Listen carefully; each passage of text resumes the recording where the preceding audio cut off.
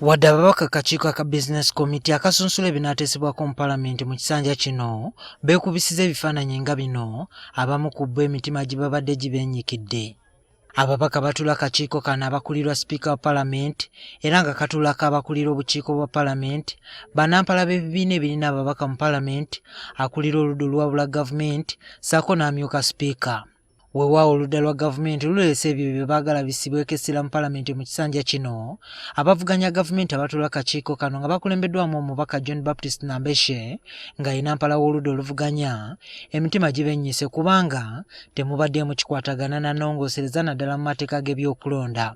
Mu ezo tusuubidde kufuna constitution and electoral reforms amendment bill naye nga tezze, n'eri ebbiiru gye tusuubidde endala ebadde ya Constitutional Review Commission asuubiziza busuubiza ndi nga bwe tulina minisita ono yakalondewa egenda kujja.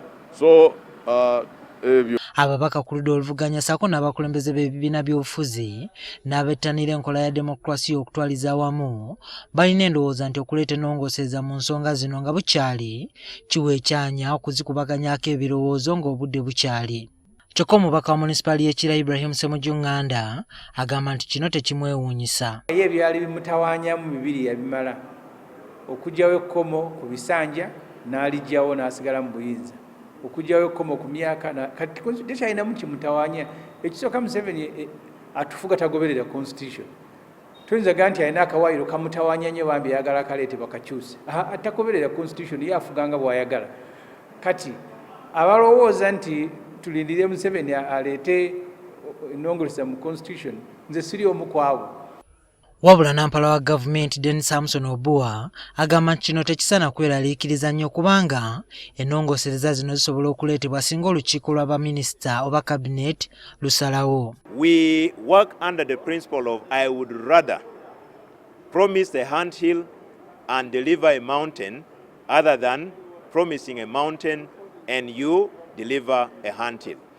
So, with effect from third session, the bills presented may be lean, but lean because we want to present bills that Cabinet of the Republic of Uganda, under the leadership of General Yoweri Kaguta Museveni, the President of Uganda, has considered all their principles.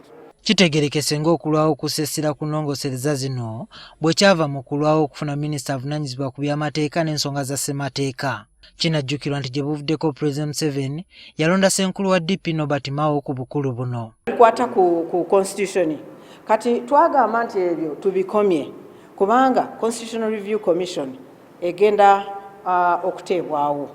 Kati President yassawo Minister wa Justice and Constitutional Affairs era yalina doketi eyo ey'okukolako ekyo.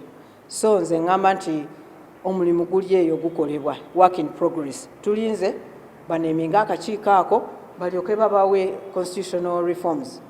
Weewaawo waliwo omwaganyo omubaka ku ludda oluvuganya okwanja ebirowoozo bino nga ssekinnoomu.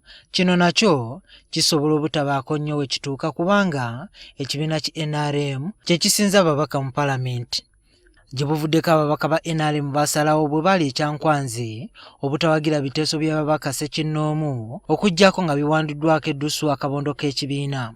Ku ntandikwa y'omwezi guno abakulira oludda oluvuganya mu Parliament bakkiriziganya ku ky'okutandika okwebuuza ku bantu ku byandibadde bikyusibwa naddala mu mateeka agakola ku by'okulonda.